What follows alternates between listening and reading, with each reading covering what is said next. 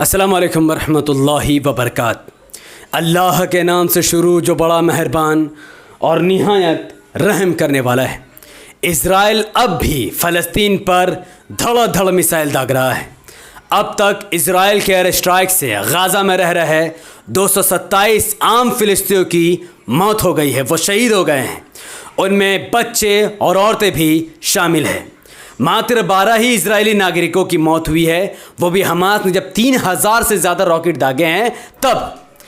और अब गाज़ा का जो मंजर है वो कुछ इस तरीके से है। टूटी हुई बिल्डिंग, टूटी हुई सड़कें, लोगों का घर बार सब कुछ लूट चुका है। पूरा गाज़ा तबाह बर्बाद हो रहा है। यहाँ तक कि सैटेलाइट के इमेजेस गाज़ा पर पूरी तरीके से धुंधला चुकी है। लोग गाज़ा को अब सही तरीके से देख भी नहीं पा रहे हैं। ये खूनी मंजर, ये टूटी बिल्डिंग और 227 लोगों की लाश और हज़ारों लोग जो आज हॉस्पिटल में भर्ती हैं, जिनका हाथ टूट चुका है, पैर टूट चुका है, जो पूरी तरीके से अपाहिज एवं अब किसी काम के लायक नहीं है, उनका पूरा का पूरा जिम्मेदार इजराइल के साथ साथ यूनाइटेड स्टेट ऑफ अमेरिका के प्रेसिडेंट जो बाइडेन भी है। क्योंकि जो बाइडेन ने खुलकर इजराइल का साथ दिया है। जो बाइडेन के प्रेसिडेंट, माफ़ करना है, अमेरिका के प्रेसिडेंट जो बाइडेन ने इजराइल का खुलकर समर्थन करते हुए कहा कि इजराइल अपनी रक्षा करने के लिए सक्षम है। इसके अलावा जो बाइडेन ने $735 मिलियन के डील इजराइल के साथ की है। जब ये वॉर एक हफ्ते पहले चल रहा था तो जो बाइडेन ने अपना वेटो पावर का इस्तेमाल करते हुए यूनाइटेड नेशन ऑर्गेनाइजेशन में उस प्रस्ताव को आने से रोक दिया, जिस प्रस्ताव के तहत इजराइल और फ़लस्तीन के बीच युद्ध विराम करवाना था। लेकिन अमेरिका ये नहीं चाहता था। अमेरिका को अपने हथियार बिचवाने थे। जो बाइडेन को इजराइल का समर्थन करना था और जो बाइडेन ने वेटो पावर का इस्तेमाल करते हुए उस प्रस्ताव को यूएन में आने से रोक दिया है। ऑर्गेनाइजेशन ऑफ इस्लामिक कॉपरेशंस ने भी धड़ाधड़ बैठकें की। 2-3 बैठक के बाद ये फैसला किया कि हम इजराइल की निंदा करते हैं। इजराइल जो कुछ भी खाड़ी के देशों में कर रहा है, हम उसको खारिज करते फिर अपने अपने सब महल में चले गए। इस बीच जब फ़लस्तीन का मुसलमानों ने खुद मुस्लिम कंट्री ने साथ नहीं दिया, ना उन्होंने फ़ौज भेजी, ना ही इजराइल के ख़िलाफ़ कोई बात कही, तो इस बीच चाइना ने फ़लस्तीन का साथ देना शुरू कर दिया है। जी हाँ, चाइना ने फ़लस्तीन को लेकर बहुत बड़ी बात कह दी है। चाइना ने 2 नेशन थ्योरी को अपनाया और चाइना ने कहा कि फ़लस्तीन को भी इजराइल के साथ साथ अपने मुल्क की मान्यता मिलनी चाहिए। 2 नेशन बनना चाहिए, एक नेशन इजराइल का और दूसरा नेशन फ़लस्तीन का, जिसकी वजह से पूरी दुनिया में हड़कंप मच गई है। चाइना के विदेश मंत्री ली जियांगझाओ ने अमेरिका की यूनाइटेड नेशन ऑर्गेनाइजेशन में धज्जियां उड़ा कर रखती है। और ली जियांग ने साफ तौर पर चाइना ने अमेरिका से सवाल खड़े किए हैं कि अमेरिका आखिर क्या चाहता है।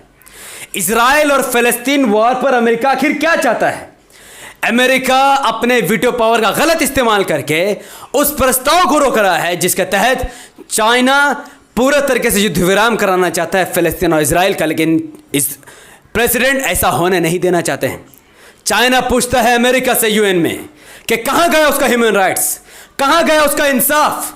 क्या वेटो पावर को इस तरीके से इस्तेमाल करना, क्या यह लोकतंत्र में सही है? यहां तक कि चाइना ने इजराइल प्रेसिडेंट जो बाइडेन को कहा कि जो बाइडेन या अमेरिका अपने हित को देखते हुए, अपने फायदे को देखते हुए किसी भी कंट्री का साथ देता है। चाइना ने यहां तक कहा कि इस वक्त फ़लस्तीन में महिलाएं, बच्चे सफर कर रहे हैं, जूझ रहे हैं, लोग मारे जा रहे हैं और अमेरिका अपना वेटो पावर का गलत इस्तेमाल कर रहा है। पूरे चाइनीज़ मीडिया में यहूदियों के ख़िलाफ़ एक माहौल बनाया जा रहा है।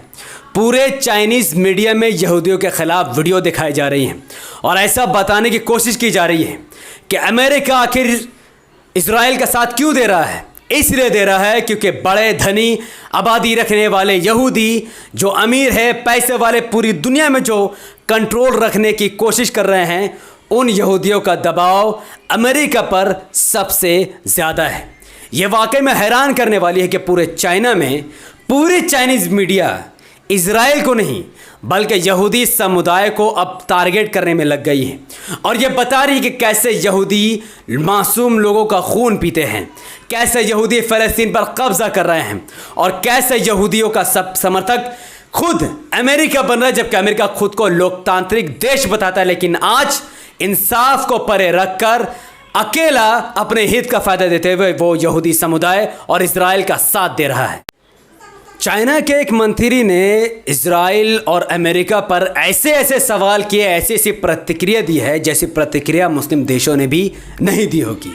चाइना के एक मंत्री ने साफ साफ कहा है, चाओ ने अपने बयान में कहा कि इजराइल और फ़लस्तीनियों की हिंसा में अमेरिका रुख से अंतर्राष्ट्रीय समुदाय बुरी तरीके से परेशान है। लोग पूछ रहे हैं कि अमेरिका यही अधिकार, मूल्य और लोकतंत्र की बात करता है।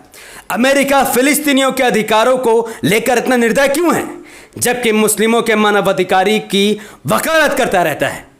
चाइना इस बात को सवाल खड़े कर रहा है अमेरिका पर कि जब वीगर मुसलमानों की बात आती है तो अमेरिका चाइना को घेर देता है, लेकिन आज फ़लस्तीनी मुसलमानों की बात आती है तो आज अमेरिका इजराइल के साथ खड़ा है। ऐसा क्यों है? क्यों आखिर चाइना के बारे में अमेरिका घेरा जाता है, चाइना घेरा जाता है, और आज फ़िलिस्तीन के मामले में अमेरिका खामोश होकर यहूदियों का साथ दे रहा है? तो चाइना इस बारे में बड़ा खेल खेल रहा है, क्योंकि चाइना में जो वीगर मुसलमान रहते हैं उनको दबाया जाता है, कुचला जाता है। ऐसी बात नहीं कि चाइना को फ़िलिस्तीन से हमदर्दी है, इसमें बिल्कुल भी सच्चाई नहीं है। चाइना अमेरिका को घेरना चाहता है, और ये बहुत टेंशन की बात है कि चाइना अगर गाज़ा में अपने आप को ज़्यादा इन्वॉल्व करेगा तो इस मुल्क में, इस पूरे देश में वर्ल्ड वॉर 3 होने से कोई रोक नहीं पाएगा। अगर आपको लगता है कि चाइना इजराइल का पुराना दुश्मन है तो आपको गलतफहमी हुई है। चाइना इजराइल का संबंध कोई बहुत ख़राब नहीं है, दोनों में कई मोर्चों पर काफ़ी हद तक करीबी है।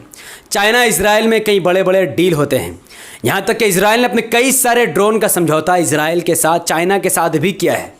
दोनों में आपस में लेन देन समझौता काफ़ी हद तक दूसरे देशों से बेहतर है। लेकिन चाइना बार बार अब फ़िलिस्तीन के मुकाबले में चाइना बार बार अमेरिका और इजराइल को क्यों घेर रहा है? इसके पीछे सबसे बड़ा कारण अमेरिका है।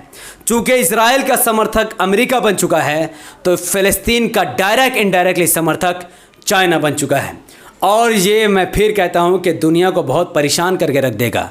जहाँ पर मुस्लिम देश खामोशी से अपने महल पर आराम करे, वहीं चाइना लगातार अमेरिका और इजराइल पर हमले कर रहा है।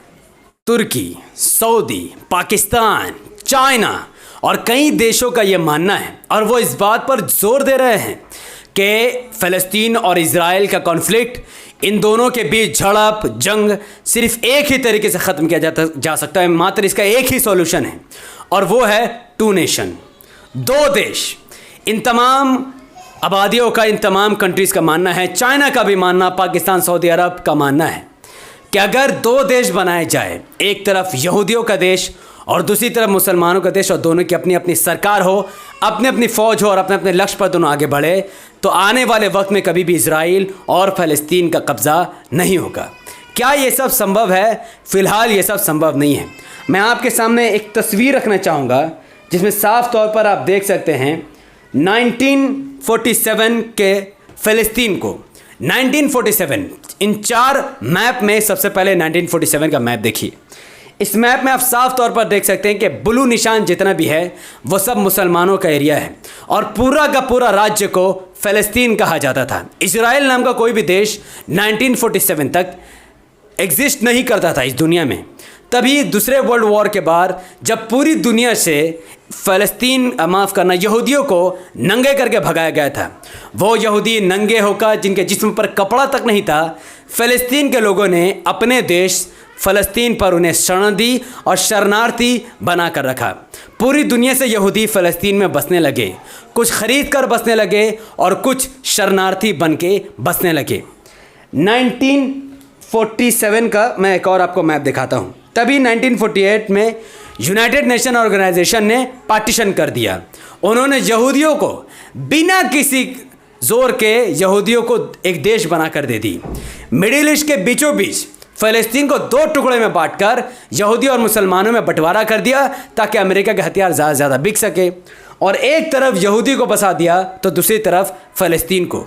ब्लू दाग वाला जितना भी एरिया आपको दिख रहा है, ये सब के सब 1947 में यूएन द्वारा बनाया गया उनके लाइन है, उनके बॉर्डर है, और यह फ़लस्तीन का जगह है। दूसरी तरफ ये जितना भी वाइट और छाई कलर का दिख रहा है ये पूरा का पूरा इजराइल है। जाहिर सी बात है इस पार्टीशन में दोनों का मिलकर रहना नामुमकिन था और यूएन यही चाहता था, अमेरिका यही चाहता था। फिर 1967 में एक बहुत बड़ा युद्ध चला। 6 अरब कंट्री इजराइल को ख़त्म करने की कोशिश करने लगे क्योंकि इजराइल बार बार फ़लस्तीनियों को मार रहा था, घसीट रहा था, झगड़े झड़प कर रहा था, लोगों की ज़मीन को कब्जे कर रहा था। 6 अरब देशों ने एक साथ इजराइल को मारने की कोशिश की और उस वक्त इजराइल ने 6 अरब देशों पर पहले ही आक्रमण करने शुरू कर दिए। इजराइल ने तमाम 6 अरब के एयर स्ट्राइक करने वाले जहाज़ों को ख़त्म कर दिया, रीढ़ की हड्डी तोड़ कर रख दी। 6 दिन में 6 अरब देशों को हराने के बाद 1947 का मैप कुछ इस तरीके से बदल गया कि 3-4 भाग वाला फ़लस्तीन मात्र 2 भाग में बट कर रह गया। ये 1967 का मैप है। जो बड़ा वाला ब्लू एरिया ये भी फ़लस्तीन, छोटा वाला ब्लू एरिया वो भी फ़लस्तीन। एक एरिया, बड़े वाले ब्लू एरिया को वेस्ट बैंक कहते हैं और छोटे वाले ब्लू एरिया को गाज़ा पट्टी कहते हैं। उसके बाद आज का प्रेजेंट डे जो पूरा झगड़ा जिस पर आधारित है वो है इस मैप का पूरा झगड़ा। ये मैप में आप देख सकते हैं कि जहां पर ब्लू एरिया छाई एरिया पर कन्वर्ट होता जा रहा है, गाज़ा भी धीरे धीरे छोटा होता जा रहा है क्योंकि यहूदी ममालिक के लोग ज़्यादा से ज़्यादा तादाद में फ़लस्तीन के लोगों का घर को छेक रहे हैं। फोर्सफुली उनके घरों को खाली कराया जा रहा है। कुछ यहूदी घर को ख़रीद रहे हैं लेकिन मैक्सिमम यहूदी घर को खाली करवा कर अपने फोर्सेस का यूज़ करके फ़लस्तीनियों को वहाँ से हटा रहे हैं। इस बीच शेख जर्रा नाम का जगह भी इसी बीच में है जहाँ पर फोर्सफुली 500 से भी ज़्यादा फ़लस्तीन के घर वालों को भगाने की कोशिश की और उसके बाद पूरा कॉन्फ्लिक्ट एक दूसरे के साथ लड़ गया।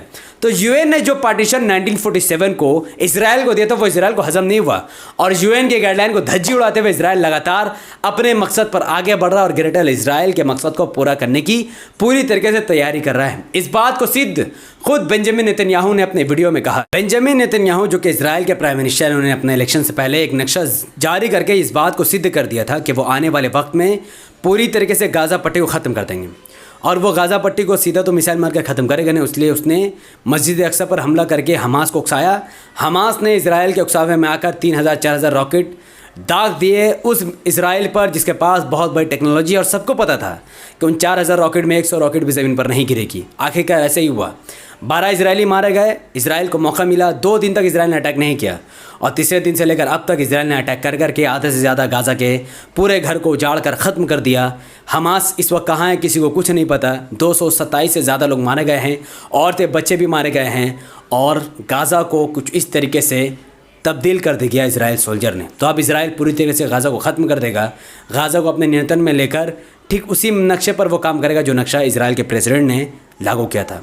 ये थे अब तक की खबर आपके सामने। अगर आपको ये वीडियो इन्फॉर्मेटिव लगा हो तो इस वीडियो को लाइक कीजिए, इसके लिंक को व्हाट्सअप, फेसबुक, इंस्टाग्राम में शेयर कीजिए। हमारे चैनल द पॉलिटिकल को सब्सक्राइब कीजिए, बेल आइकन को हिट कीजिए।